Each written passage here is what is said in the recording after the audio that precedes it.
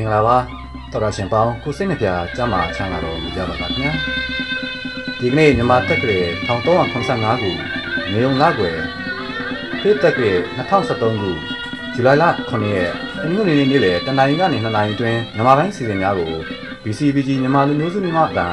MCRA FM 2000 98.5 MHz မှာစတင်တန်လှည့်နေပါတယ်ဒီစီစဉ်ကို internet website www.2000fm.com မှာတိုက်ရိုက်တော်၎င်း bcbgsydney.blogspot.com မှာလည်းအချိန်မီဝင်ရောက်နားဆင်နိုင်ကြပါတယ်ခင်ဗျာဒီနေ့စီစဉ်တော့ကျွန်တော်ညီဆိုးကရှင်းပြတင်ဆက်မှာဖြစ်ပြီးပါဝင်အားဖြည့်ထားကြသူတွေကတော့ဥပိတာကိုတူကိုတက်ဦးနဲ့ကိုကောင်းနိုင်တို့ဖြစ်ပါတယ်တော့ဆက်ကြအောင်နောက်ဒီနေ့ဒူအဲ့ဒီနဲ့ကျွန်တော်တို့စာတင်ကိုရလေပြုတ်ပြဖို့စာချကြတယ်ဒီနေ့ပါဝင်မဲ့အစီအစဉ်တွေကတော့တော်ရရှိပါခင်ဗျာဒီနေ့ကျုံဆောင်ရာစကားဝိုင်းမှာပါဝင်တင်ဆက်မဲ့သူတွေကတော့ကျွန်တော်ကိုတူပါကျွန်တော်ဇန်နဝိုင်းမှာကျွန်တော်ဆန်နေမှာကျွန်တော်ညီစုလို့ပဲဖြစ်ပါတယ်ခင်ဗျာ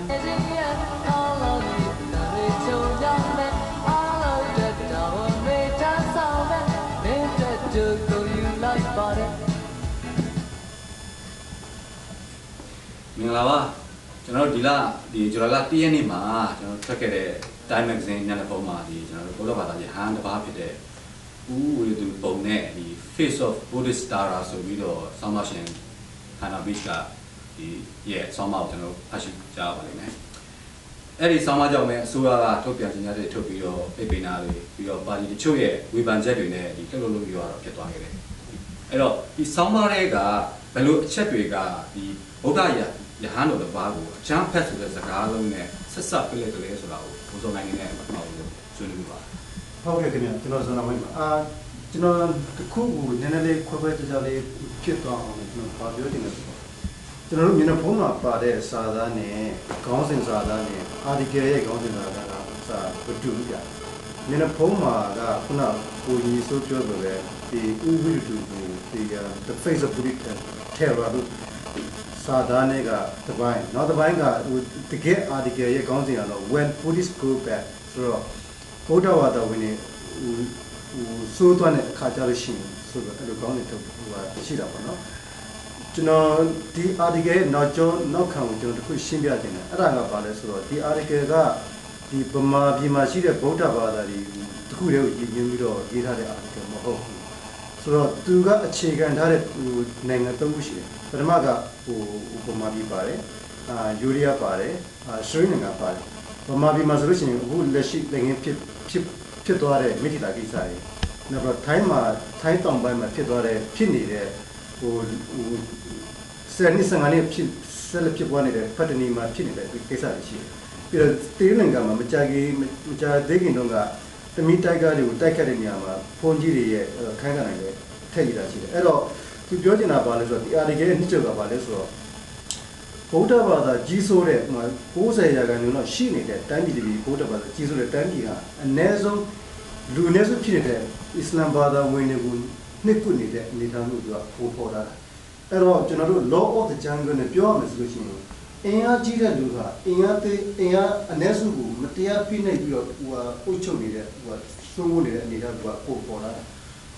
တဲ့ခါကျတော့ပထမလူကဘာဖြစ်လဲဆိုတော့ဗုဒ္ဓဘာသာနဲ့နိုင်ငံရေးနဲ့ရောညှက်မှုတွေရှိတယ်နော်သူပြောတာကဘာလို့ဆိုတော့အစွန်းရောက်နေတဲ့ဗုဒ္ဓဘာသာဝင်တွေကတော်တော်များများကသူတို့ဘုန်းကြီးတွေပေါ့နော်သူကဘာပြောလဲဆိုတော့တမိုင်းမှာပြန်ကြည့်မယ်ဆိုလို့ရှိရင်ကိုလိုနီခေတ်ကိုစပြီးတော်လာတဲ့ရှေ့မှာသူကရှေ့ရန်နေမပါခဲ့တယ်ဒါနိုင်ငံရေးခန်းကဏ္ဍပါခဲ့တဲ့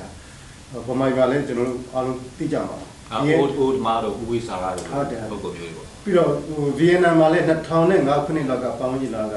ဖြစ်မှတင်တယ်ဒါကဘုန်းကြီးတစ်ပါးနေပြီးတော့သူ့ကိုယ်သူမိရှုတက်တည်ပြီးတော့ဗီယက်နမ်စစ်ပွဲအတွက်မှာဟုတ်ပါဘူးဆန္ဒပြခဲ့တယ်နော်တရီလင်ကထိုင်းမှာဆိုလည်းအဲ့လိုပဲတချို့ပတ်တနီမှာဆိုလို့ရှိရင်တချို့ပတ်တနီမြို့မှာနေမှာဆိုတော့အများစုကအစ္စလမ်ဘာသာဝင်တွေဒါပေမဲ့အနည်းစုကဗုဒ္ဓဘာသာဝင်ဒါပေမဲ့သူကဘာပြောလို့ဆိုတော့ဗုဒ္ဓဘာသာရဲ့မေတ္တာတရားနဲ့ဆန့်ကျင်နေတဲ့အခါကဘာလဲဆိုတော့အဲ့ဒီမှာရှိတဲ့ဘုန်းကြီးတွေကသူတို့သင်္ကန်းဝတ်တယ်မှာပြစ်စတနတ်တွေအများနဲ့ကြင်ရတယ်နော်ဒါကပတ်တနီမှာဖြစ်တဲ့ကိစ္စထိုင်းနိုင်ငံမှာထိုင်းနိုင်ငံမှာဖြစ်တဲ့ကိစ္စပြီးရင်တရီလင်္ကာမှာဆိုလို့ရှိရင်သမီးတိုက်ကတွေကိုပတ်ပြောက်သွားအောင်ဖ ုန်းကြီးကနေပြီးတော့ဟိုအာနာပိုင်တို့ဖိအားပေးတဲ့ပြင်သူတို့ကိုယ်တိုင်ဝင်ရောက်ပြီးတော့ဥစားဘယ်လိုခေါ်မလဲရှေ့တန်းကနေဝင်ဆက်ပေးတာရှိတယ်အဲ့တော့သူပြောနေတာကဟိုဘာသာရေးရောနှင်းမှုတွေရှိတယ်အဲ့ဘာသာရေးရောနှင်းမှုတွေကြားထဲမှာဘာတစ်ချက်ကဘာထပ်ဆိုးလဲဆိုတော့အစွန်းရောက်ဘာသာဝင်တွေကအရန်ကြီးပွားကြီးဆိုးနေတယ်ဖြစ်နေဒါအနှစ်ကျော်ကအဲ့ဒါပါဟုတ်အဲ့ဒီမှာကိုဇော်နိုင်ဝင်းပြောတဲ့မှာဒီနိုင်ငံရေးဆိုတဲ့ကဏ္ဍမှာခုနကကျွန်တော်ပြောပြောတယ်လို့ဒီအာနာပိုင်တွေရဲ့ဒီပယောဂပေါ့လေဒီဘာသာရေးနယ်ပယ်ထဲမှာအာနာပိုင်တွေရဲ့ပယောဂတွေပါနေတယ်လို့ဒီလူတော်များဝေဖန်တာတွေတုံးတက်တာတွေရှိတယ်အဲ့ဒါနဲ့ပတ်သက်ပြီးကိုတူအနေနဲ့ဆွေးနွေးပေးပါအေးပြ Time Magazine ဆိုတာဒါမီဒီယာပေါ့ဗျာမီဒီယာဆိုပြောကြတာမီဒီယာပဲမလိုက်ဘူးဒါပေမဲ့ကမ္ဘာမှာရှိတဲ့မီဒီယာတွေအကုန်လုံးကသူ့ရဲ့ stance ဆိုတာရှိတယ်ဗျာအဲ့တော့ Time ဆိုကျွန်တော်တို့ကတက်ခက်ဆရာမလို့လို့ကျွန်တော်မြင်တယ်ဆိုကြပါစို့ CNN နဲ့ Al Jazeera လုံးဝတူစရာအကြောင်းမရှိဘူးဒါအကုန်လုံးသိတယ်နော်အဲ့လိုမျိုးပဲကျွန်တော်ဒီနိုင်ငံမှာဒီ Saffron Revolution ဖြစ်တော့ Sydney Uni ကကျင်းပပြီးလုပ်တဲ့ဟိုဟာတစ်ခုကျွန်တော်တက်ဖူးတယ်ကျွန်တော်တို့ဖိတ်လို့အဲ့မှာဗာလဲဆိုတော့ခေါင်းစဉ်ကဗုဒ္ဓဘာသာနဲ့ဒီ terrorism အဲ့လိုမျိုး similar along the line ဆိုလိုတာကဒီဘက်နိုင်ငံတွေကဒီမိုကရေစီနိုင်ငံတွေကလူတွေကတော့သူတို့ကအဲ့လိုမျိုးတစ်ခုနဲ့တစ်ခု conflict contradict ဖြစ်နေတဲ့ဟာမျိုးလေးတွေသူကစိတ်ဝင်စားတယ်အဲ့ဒါမျိုးကိုသူတို့ကရေးမှာပဲမီဒီယာအနေနဲ့လည်းရေးမှာပဲ expose လည်းလုပ်မှာပဲအဲ့ဒါကိုကျွန်တော်တို့ကဗမာပြည်မှာရှိတဲ့လူတွေတနိုင်ငံလုံးအတိုင်းအတာအနေနဲ့ဘာကြောင့်ဖြစ်ရလဲကျွန်တော်စဉ်းစားကြည့်တယ်အဲ့တော့ကျွန်တော်တို့ငယ်ငယ်တော့ဖြစ်ခဲ့တဲ့တရုတ်ဗမာရေးခင်โอเคပြီးတော့ကျွန်တော်တို့88မတိုင်မှာဖြစ်တဲ့ပြည်ရကလားဗမာရေးခင်တစ်ခုချင်းစီတွေပြန်စဉ်းစားကြည့်ပါနိုင်ငံရေးမှာနိုင်ငံရေးရှိတယ်စီးပွားရေးရှိတယ်လူမှုရေးရှိတယ်ဗမာစစ်ဆိုးရမာဆလာပါဝင်စစ်ဆိုးရအပါဝင်အခုလက်ရှိ so-called democratic government အကုန်လုံးကသူတို့နိုင်ငံရေးနဲ့စီးပွားရေးကိုအမြဲတမ်းသူတို့ကအုပ်ချုပ်ထားတာကြီးပဲစဉ်းစားကြည့်အခုလက်ရှိဆိုတဲ့နိုင်ငံရေးကသူတို့အုပ်ချုပ်ထားတာစီးပွားရေးဆိုတဲ့အခုဥပိုင်တွေပါလို့သူတို့အုပ်ချုပ်ထားတာအဲ့ဒီဟာရဲ့အပြစ်တွေဖြစ်လာမဲ့အချိန်ခါတိုင်းမှာသူတို့လူမှုရေးကျွန်တော်ခုနပြောတဲ့ဘာသာရေးသာသနာရေးကိုအမြဲတမ်းပြချနေရှိတယ်ကျွန်တော်ဆိုလိုချင်တဲ့ point ကကျွန်တော်တို့အခုနကပြောတဲ့မျက်စိမိတ်ပြီးတော့ဗုဒ္ဓဘာသာမီယိုပလတ်ဗုဒ္ဓဘာသာတွေအကုန်လုံးကကျွန်တော်တို့စဉ်းစားကျွန်တော်ဆိုလိုချင်တာနော်ကျွန်တော်ဥပဒေသူကျွန်တော်ထောက်ခံနေတာတန်းဖို့နေတာမဟုတ်ဘူးဒါပေမဲ့ကျွန်တော်ဆိုလိုချင်တဲ့ point ကအဲ့လောက်ကြီးမားမားကျွန်တော်တို့တနိုင်ငံလုံးအနေနဲ့တရားရောက်တဲ့အာယုံလွှဲပေးခြင်းခံရမှုကို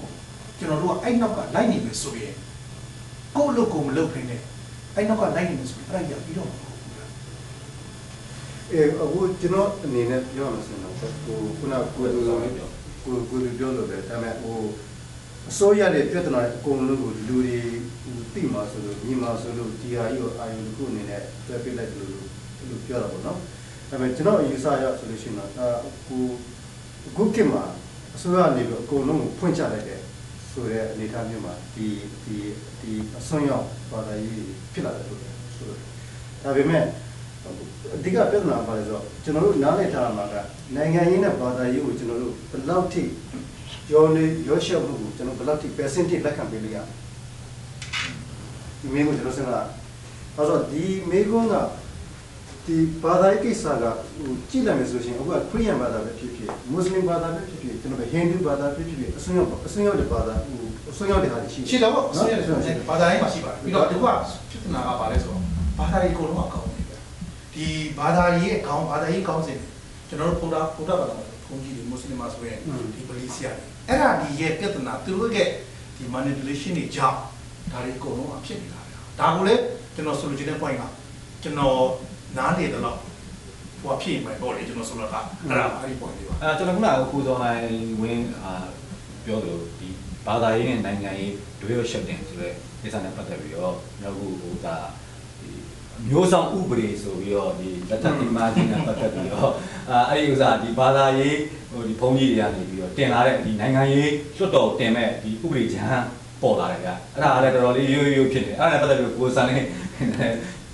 ေဟုတ်ပြီဒါကိုပြောရရင်တော့ဒီအခုဖြစ်နေတဲ့ကိစ္စကတော့ very sensitive ပဲအဲ့ဒါချေကောဆိုတော့ဗမာပြည်မှာအများစုကဗုဒ္ဓဘာသာဖြစ်နေတယ်ဗုဒ္ဓဘာသာအများစုအခြေခံတဲ့တိုင်းပြည်မှာအခုဖြစ်တဲ့ကိစ္စလည်းဘာသာရေးပြိပက္ခပုံစံမျိုးအခုတစ်ဖက်ကလည်းဖန်တီးနေတဲ့ပုံစံမျိုးတစ်ဖက်ကလည်းအတင်းတိုးပြီးတော့လုပ်နေကြတယ်ဆိုတော့ကြတော့အဲ့ဒါကအများစုကဗုဒ္ဓဘာသာဖြစ်နေတော့ကျွန်တော်တို့ကဗုဒ္ဓဘာသာတရားအနေနဲ့ဒီပြည်တွင်းမှာပေါ့ဆိုတော့ကျွန်တော်တို့ကပြန်ပြီးတော့အဲ့ဒါကိုတောဝေပန်လိုက်ရင်ဘယ်လိုမှလက်မခံဘူး မင်းကဘာကောင်းလဲဟာလားကျွန်တော်ပဲဟိုမင်းကလားလားပါလားဆိုတာဖြစ်သွားဆိုလိုတာအများစုကကိုကရှိနေတဲ့ဟိုလူများစုကြီးကဒီအများစုကိုပဲတဲ့ဘာသာကြီးကနေဒီအ ਨੇ စုကိုတွားပြီးတော့ဒါမျိုးလုပ်တယ်ဆိုတာတော့မကောင်းပါလေမကောင်းဘူးလက်သိခံစရာအကြောင်းမရှိဘူးအ ਨੇ စုဘက်ကလည်းကြည့်ပြန်ဆိုလို့ရှိရင် तू လက်သိမခံဘူးဘာလို့လဲဆိုတော့ဥပမာဆိုတော့အခုဟိုဥရသူတို့အခုတင်တဲ့ဒီမျိုးစားဥပဒေဆိုတဲ့ဥပဒေအဓိကအချက်ကပါလဲဆိုတော့အမျိုးသမီးတယောက်ကိုမျိုးသားတယောက်ကနေလက်ထပ်မယ်ဆိုလို့ရှိရင်အဲ့ဒီအမျိုးသားကတခြားဘာသာဖြစ်နေလို့ရှိရင်ဗုဒ္ဓဘာသာကိုပြောင်းရမယ်ဆိုလို့သူအတိလေးအဲ့မှာပြောတာယူတဲ့ကတော့အမျိုးသမီးကိုယူမယ်ဆိုရင်တဲ့ဗမာမင်းကလေးတယောက်နဲ့လက်ထပ်မယ်ဆိုရင်ဗုဒ္ဓဘာသာကိုလုံးဝပြောင်းရမယ်အဓိကအချက်ကသူကအဲ့လိုပြောတာတော့သူကဒါလူများစုဖြစ်နေတော့ကိုကပြောအားရှိတယ်တကယ်လို့လူနည်းစုဘာသာတစ်ခုကလည်းဒါမျိုးထောက်သူပြောလို့မရဘူးဥပမာဆိုတော့ဟိုကျွန်တော်ဟိုဘာသာတစ်ခုတော့ခေါင်းစဉ်မလိုက်ချင်ဒါပေမဲ့ဒီစကားဝိုင်းကပြောမှဖြစ်မှာဆိုတော့မွတ်စလင်တယောက်ကလည်းသူကဗမာမင်းကလေးတယောက်ကမွတ်စလင်တယောက်ကိုလက်ထပ်မှဆိုရင်မွတ်စလင်ပြောင်းရမယ်လို့သူလည်းပြောရင်ပြောမှာပေါ့အဲ့ဒီမှာနောက်တစ်ခုအရေးကြီးတာချက်ပါဟုတ်ကျွန်တော်လည်းဟိုပြောချင်တာလေးကအဓိကတော့ဟိုခုနပြောတဲ့မျိုးစားဥပဒေအားရယူသူကထည့်ထားတယ်ဒါဒီလိုသွားလို့တော့မရဘူးတကယ်တမ်းနာခင်ဗျားကဗုဒ္ဓဘာသာတယောက်စစ်ဖြစ်မယ်နော်ခရစ်ယာန်တယောက်စစ်ဖြစ်မယ်ဟိုကိုယ့်ဘာသာကိုလုံးဝယုံကြည်တဲ့တက်ဝင်တယ်ဟာလားဟိုတခြားလေးလာပြီးတော့မှယုံကြည်ထားတယ်ဆိုလို့ရှိရင်တခြားဘာသာတစ်ခုကိုခင်ဗျားလောလောနဲ့ဘယ်မှမပြောင်းဘူးလက်ထပ်ယုံနဲ့လည်းမပြောင်းဘူးဟိုပြောင်းရမယ်ဆိုလဲဟာလားဒီလိုလက်ထပ်ပြီးပြောင်းရမယ်ဆိုလဲဒီဘာသာကိုသူစစ်နေမှာဆိုကျွန်တော်တို့ဟိုဗုဒ္ဓဘာသာအစင်လာရဆိုလို့ရှိရင်ကျွန်တော်တို့ဘိုးဘွားတွေကျွန်တော်တို့အဖေအမေတွေဟိုအိမ်တော်ပြုကြတယ်ဘယ်သူစီမှာခွင့်တော်တောင်းခဲ့တာမဟုတ်ဘူးနော်အခုကသူကလက်ထပ်မယ်ဆိုလို့ရှိရင်ဟာလားလက်ထပ်ခွင့်တင်ရမယ်ဘယ်လိုစီမှာတင်ရမလဲဥပမာဆိုတော့ကျွန်တော်တို့ဖေးမေးလို့ဆိုတော့လက်ထပ်စာချုပ်ဘာညာရှိရတာမဟုတ်ဘူးဒါပေမဲ့အကျဉ်းလင်များအဖြစ်နဲ့တည်တဲ့အထိ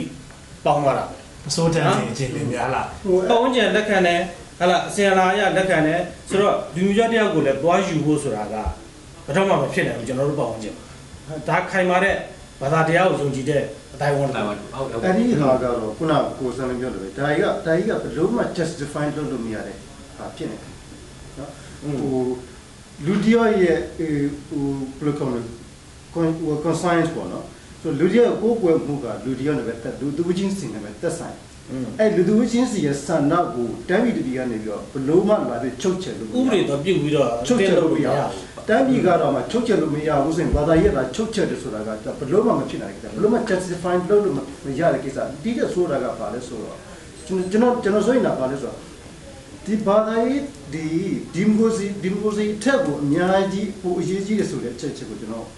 ဆိုရင်အခုကျွန်တော်တောက်လျှောက်တက်လာခဲ့တဲ့အာနာရှင်ကိုတောက်လျှောက်တက်လာခဲ့တဲ့25နှစ်26နှစ်ကာလဟာကျွန်တော်ဒီမိုကရေစီကိုတက်လာခဲ့တာအဲ့တော့ဘာသာရေးကဒီမိုကရေစီထက်ပိုအရေးကြီးတယ်ဆိုရင်ကျွန်တော်ဒီဟာကိုကျွန်တော်ကမဟုတ်တချို့တွေပြောနေပြီတချို့တွေပြောနေတာဘာပြောနေလဲဆိုတော့ဒီမိုကရေစီကနောက်မှာတဲ့အမျိုးဘာသာကိုစောင့်ရှောက်ဖို့ကပထမဆိုတဲ့ခေါင်းစဉ်နဲ့တက်နေပြီနော်အခုအဲ့ဒါရတာသိထားအောင်ဟုတ်ကဲ့ကျေးဇူးတင်ပါတယ်ကျွန်တော်ဘာပဲပြောဗျာကျွန်တော်အဓိကအချက်ကတော့ဒီအမျိုးကျွန်တော်နိုင်ငံမှာဒီအမျိုးဘာသာသာသနာဆိုတာရှေ့တန်း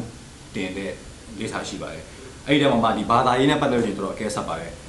အဲ့တော့ဒီအစိုးရအပါဝင်နိုင်ငံရေးစီးပွားရေးလူမှုရေးကဏ္ဍအသီးသီးမှာရှိတဲ့ဥဆောင်တဲ့သူတွေအနေနဲ့ဒီအပြူသဘောဆောင်ပြီးပူပေါင်းအဖြေရှာနိုင်မယ်လို့ကျွန်တော်အနေနဲ့ယူဆပါတယ်ကျေးဇူးတင်ပါတယ်အားလုံးကျေးဇူးတင်ပါတယ်ဗျာSay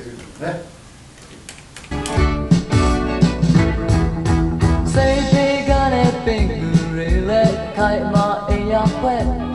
Oh, you not getting me